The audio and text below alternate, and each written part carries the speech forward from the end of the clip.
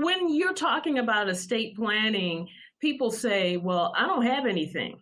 What, in your opinion, is an estate? Because, I may not have money in the bank. Is that an estate?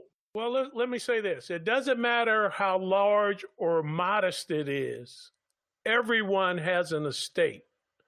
And what an estate is your stuff that's left after you die. Homeless people have an estate. Now, how that estate is handled, those are other issues, but everyone has an estate. Your estate is what you have left after you die. And it's very hard for a human being to go through life, especially in the United States of America, which is where we're talking about, and not have accumulated some stuff. In other words, it doesn't matter if it's a car or furniture or money in the bank. Or your personal stuff. Absolutely. So exactly what would you consider an estate plan? Once again, let's go back to the truism about estate plans, okay? We've already established everyone has an estate. The next thing is, it's not if you die. Right. It's when you die. I mean, that's a hard reality for some folk to face. You cannot take it with you when you die. It's for old as well as rich. And it covers both death and disability scenarios. Sometimes you may not die, but you may be disabled to the point where you can't conduct business for yourself. Right. So what happens to your stuff? Who directs your stuff? All of that is covered in an estate plan. Wills, trusts, those kind of things are put in an estate plan. How to stay out of probate. You definitely don't want to go into probate court. And you want to select as an executor or a trustee of your will and your estate, right? Yeah. Who's going to be making those decisions that you didn't anticipate and carry out your wishes? So those are the things that are in an estate plan. And once again, this is when it happens, not if it happens. What actually happens to your stuff when you die? Well, it depends on whether you have an estate plan.